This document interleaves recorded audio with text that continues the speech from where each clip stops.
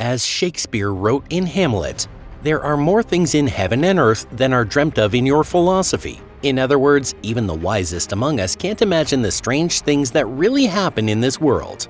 Back in 1980, a British bulk cargo ship named the MV Derbyshire vanished without a trace. At first glance, this tragedy seemed like it belonged in the realm of unsolvable mysteries, wrapped in confusion and doubt. But let's remember, in Shakespeare's time, people had almost no access to information. There was no internet, no GPS, no submersibles that could dive into the deep sea. And in case you didn't know, even electricity hadn't been understood yet. Hey everyone, welcome! Luckily, we live in the 21st century, and with the tools and knowledge we have today, it's not all that surprising that the mystery of the Derbyshire's disappearance was finally solved. It took nearly 20 years to uncover the truth, but that's still better than leaving the case forever unsolved. Thanks for tuning into our channel. Let's begin at the very start of this incredible story, where everything began to unfold. Alright, here we go.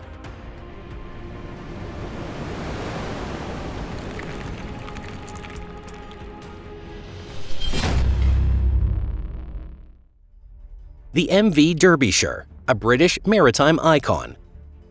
The MV Derbyshire was built in 1976, and even by today's standards, its sheer size is nothing short of astonishing. But it wasn't just the massive scale that impressed people. The ship also boasted some truly exceptional technical capabilities.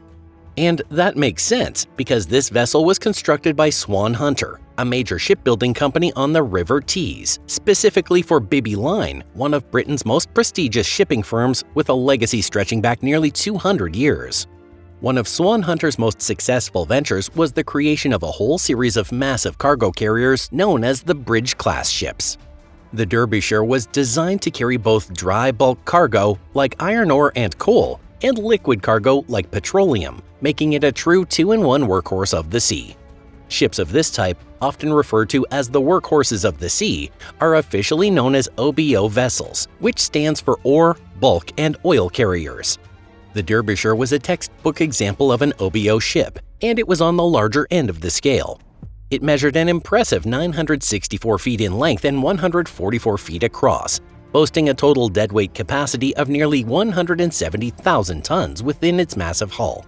Its design followed the standard layout for OBO ships, featuring 9 gigantic cargo holds, each sealed with enormous hatch covers.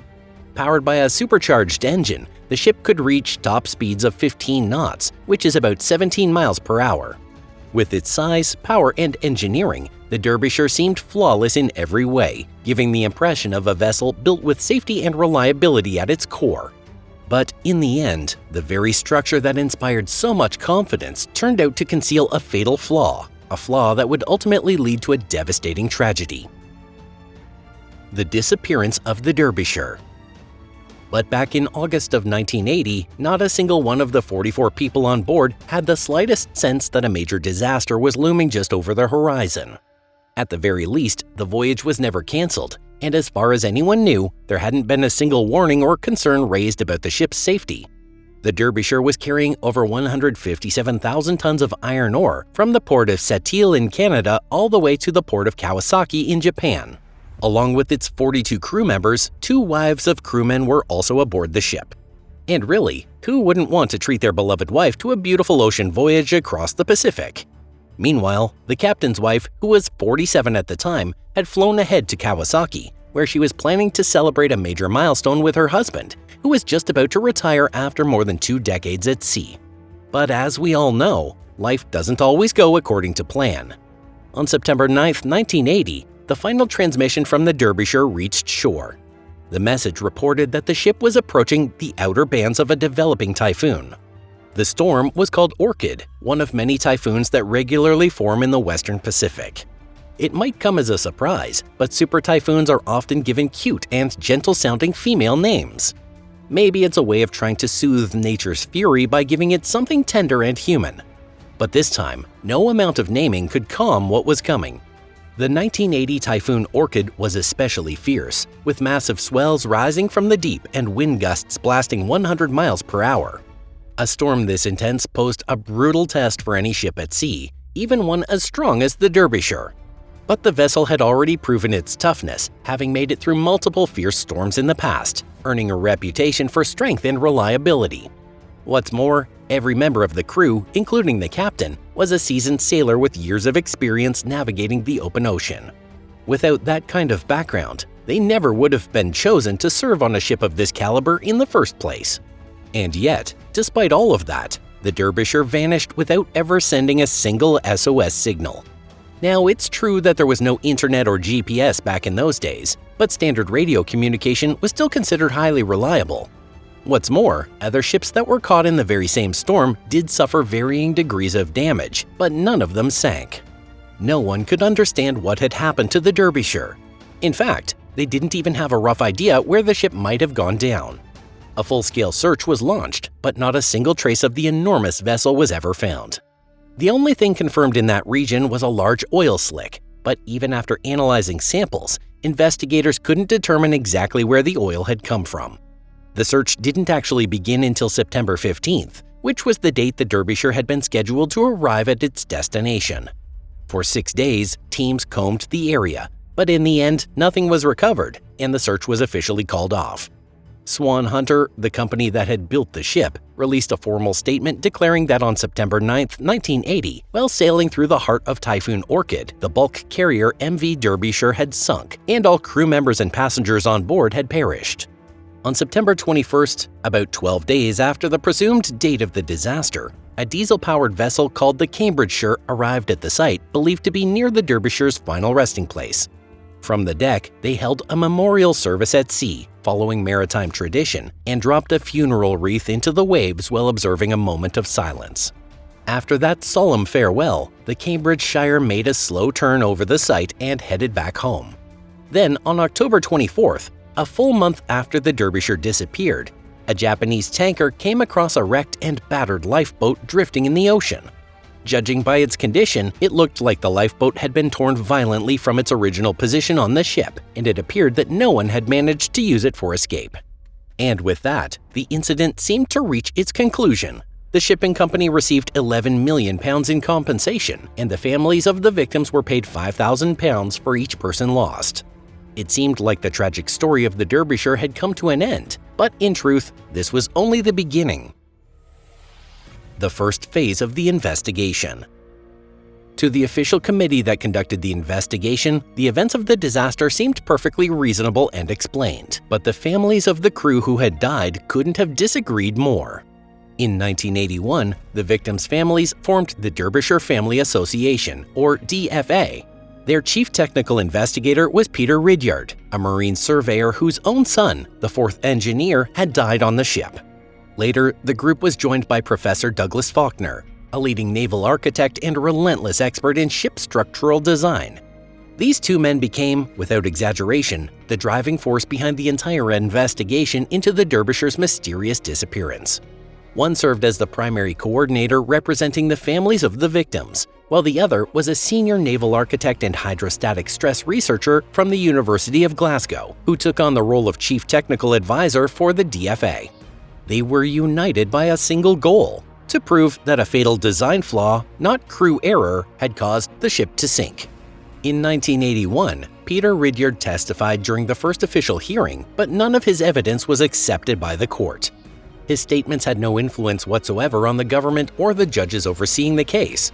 Even when he returned in 1982 to testify again, the outcome was exactly the same. At that hearing, Mr. Ridyard pointed out a serious design flaw near frame 65, located between the ship's upper structure and the aftmost cargo hold's bulkhead. Under growing pressure from the DFA, the British government finally acknowledged in 1985 that the main cause of the Derbyshire's sinking was the structural weakness around frame 65. But this acknowledgement would only prove to be a temporary victory.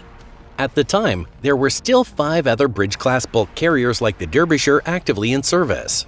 For the shipbuilder, admitting to a design flaw would have meant catastrophic financial losses. So it was simply easier to strike a quiet deal with the government instead. And that's exactly what happened. Under pressure from the shipbuilding company, the government reversed its position in 1986 and blamed the sinking on captain's error and poor crew training. That decision could have completely shut the door on justice, But then something unexpected happened that changed everything. That same year, a bulk carrier named the Kowloon Bridge, loaded with 160,000 tons of iron ore, docked at Bantry Bay in Ireland for repairs. The reason? It had developed a crack, right at frame 65. The vessel eventually left the harbor, but soon afterward it lost steering control and ran aground. The Kowloon Bridge, a ship just as massive as the Derbyshire, ran aground in late 1986, where it eventually broke apart and was lost. When it went down, it spilled 1,200 tons of oil into the sea. The sinking of yet another bridge-class bulk carrier forced even the most corrupt government officials to reconsider, and the investigation was allowed to continue. But in 1989, the Maritime Accident Investigation Branch shocked everyone by declaring that the true case of the Derbyshire's sinking could not be determined.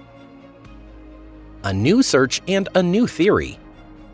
It had become painfully clear that the authorities weren't truly interested in uncovering the truth, but the Derbyshire Family Association refused to give up the fight. In 1994, with financial support from the Seafarers Union, a new expedition was launched with one goal: to find the wreckage of the lost ship. At that moment, something long buried in people's memories resurfaced: the large oil slick detected back in 1980. Its exact coordinates had been carefully recorded. And then, something extraordinary happened. Just one day after the search team arrived at the designated coordinates, the wreckage of the Derbyshire was finally discovered. It was resting at a staggering depth of 13,800 feet, and the images were captured by the deep-sea ROV Magellan 725. But unfortunately, the team's equipment was too limited to conduct a full forensic investigation at that depth, so they had to halt their work. The search didn't resume until 3 years later, when a second expedition was organized and sent to the site. This time, a specialized research vessel was deployed to the site, equipped with state-of-the-art deep-sea exploration technology. Between 1997 and 1998, the team captured over 135,000 photographs and gathered close to 200 hours of underwater video footage. Using this enormous collection of visual data, the investigation's experts finally presented the definitive theory on what caused the Derbyshire to sink. According to their findings, the ship went down as a direct result of serious structural weaknesses in its design. The disaster began when relentless, towering waves repeatedly smashed onto the bow, eventually shearing off the small ventilation pipes located on the deck. Through these damaged air pipes, seawater poured continuously into the forward spaces for hours, completely unbeknownst to the crew on the bridge. Over a long period, the bow slowly filled with thousands of tons of water, gradually dragging the front of the ship deeper into the ocean. Under this extreme stress, the ship pitched forward violently, and the massive hatch cover on the first cargo hold finally collapsed inward under the weight of the sea. This triggered a terrifying domino effect. In mere moments, the hatch covers on the remaining cargo holds were smashed open one by one, and the ship began its fatal plunge. From the moment the first hatch failed, the crew had less than 2 minutes before the entire massive vessel slipped beneath the violent waves, leaving them no chance to survive. That's exactly why no SOS signal was ever sent. If the crew had actually seen water entering the deck storeroom, they might have had enough time to lower the lifeboats and attempt an evacuation. But the ship was never equipped with any kind of flood detection system or onboard sensors. And just to give you some perspective, on modern-day vessels, sensors like these are installed in every single compartment without exception. According to calculations, the forward spaces took more than 12 hours to flood completely before the ship reached its breaking point. That means stopping the flooding wasn't possible, but there was more than enough time to deploy the lifeboats. Thanks to the DFA's unrelenting efforts, backed by rock-solid technical analysis and a wave of growing public pressure, the government was finally forced to launch a second investigation. The legal battle also continued for several more years. And finally, in the year 2000, Judge Coleman delivered the long-awaited verdict.